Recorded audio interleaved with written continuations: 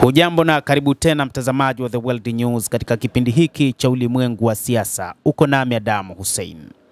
China imeamua kuungana na mataifa ya Kiarabu katika ujenzi wa Gaza na kwamba inakataa pendekezo la Marekani kuhusu Gaza, na wakati huu kwa dhati kabisa imeunga mkono mpango wa amani unaoongozwa na Waarabu. Gaza ni mali ya Wapalestina na ni sehemu isiyoweza kutenganishwa na ardhi ya Palestina, anasema waziri wa mambo ya kigeni wa Uchina Wang Yi. China imekataa pendekezo la Marekani kuhusu Gaza na imeamua kuunga mkono mpango wa amani ambao Waarabu wameamua kuufanya, huku ukiongozwa na Misri. Kupitia waziri wake wa mambo ya kigeni wa China Wang Yi, kwanza amekataa mpango wa rais wa Marekani Donald Trump wa kuichukua Gaza, na hii ni kwa mujibu wa shirika la habari la Xinhua ambalo limeripoti siku ya leo ya Ijumaa. China inaunga mkono mpango wa kurejesha amani huko Gaza ulioanzishwa na Misri na nchi nyingine za Kiarabu. Gaza ni mali ya Wapalestina na sehemu isiyoweza kutenganishwa ni ardhi ya Wapalestina, anasema Wang Yi akizungumza katika mkutano na waandishi wa habari wakati wa kikao cha kila mwaka cha sheria za Uchina. Pia alisema mabadiliko yoyote ya kulazimishwa kwa hadhi ya Gaza yataleta machafuko. Wang alitaka jumuiya ya kimataifa kushinikiza kusitishwa kwa mapigano ya kwa kudumu, kuongeza misaada ya kibinadamu na kuzingatia kanuni ya Wapalestina wanaotawala Palestina.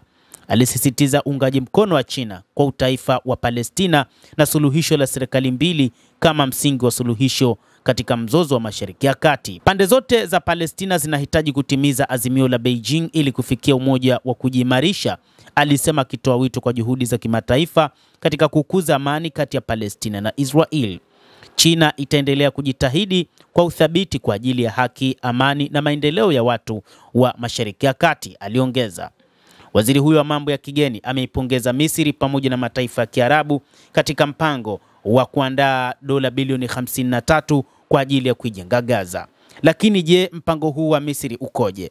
Mpango wa dola bilioni 53 wa kuijenga Gaza utachukua miaka 5. Unalenga misaada ya dharura, urejeshaji wa miundombinu ya maendeleo ya muda mrefu ya kiuchumi, kulingana na waraka rasmi. Pendekezo hilo pia lilikuwa likijadiliwa katika mkutano wa kilele wa Waarabu mjini Cairo siku ya Jumanne ya wiki hii, ambao baadaye ulipitishwa na viongozi hao kukabiliana na mpango uliowekwa na rais wa Marekani Bwana Donald Trump mwezi uliopita wa kuchukua udhibiti wa Gaza iliyokumbwa na vita na kuwaondoa Wapalestina wake na kuwapeleka katika mataifa kama vile Misri na Jordan. Wapalestina pamoja na mataifa ya Kiarabu na serikali nyingi duniani zimelaani pendekezo hilo la Trump na kukataa juhudi zozote za kuwafukuza raia wa Gaza. Lakini ujenzi wa Gaza utajengwa kwa awamu ngapi katika miaka hiyo 5? Katika rasimu ya mpango iliyoshirikishwa katika chanzo cha kidiplomasia kimeelezea awamu 2 za ujenzi wa Gaza: awamu ya kurejesha mapema na awamu ya ujenzi kamili. Awamu ya uokoaji wa mapema inatarajiwa kudumu kwa miezi 6 tu na kugharimu dola bilioni 3. Inazingatia kuondoa migodi na vifaa visivyolipuka, lakini kuondoa uchafu na kutoa makazi ya muda. Ili kushughulikia mahitaji ya haraka ya wakazi katika awamu hiyo, Misri inapendekeza kuweka maeneo 7 yaliyotengwa ndani ya Gaza ili kuwahifadhi zaidi ya watu milioni 1.5 waliokimbia makazi yao katika vitengo vya makazi ya muda, kila moja ikichukua wastani wa watu 6. Na mpango huo pia unajumuisha ukarabati wa awali wa nyumba 60,000 zilizoharibika kabisa ili kuchukua watu karibia 360,000. Hata hivyo, awamu ya ujenzi ingefanyika katika hatua 2 katika kipindi cha miaka 4.5. Hatua ya kwanza ambayo inaendelea ni hadi mwaka 2027 na bajeti yake ni dola bilioni 20. Na hii ingezingatia kujenga upya miundombinu muhimu ikiwa ni pamoja na barabara, mitandao ya matumizi na vifaa vya huduma za umma, lakini kujenga nyumba za kudumu 200,000 kwa watu milioni 1.6 na kurejesha ekari 20,000 za ardhi. Na hatua ya pili inayoendelea hadi 2030 kwa gharama inayokadiriwa ya dola bilioni 30 italenga kukamilisha miradi ya miundombinu na kujenga nyumba nyingine 200,000 na kuanzisha maeneo ya viwanda, bandari na uvuvi, lakini pia maeneo ya biashara na viwanja vya ndege.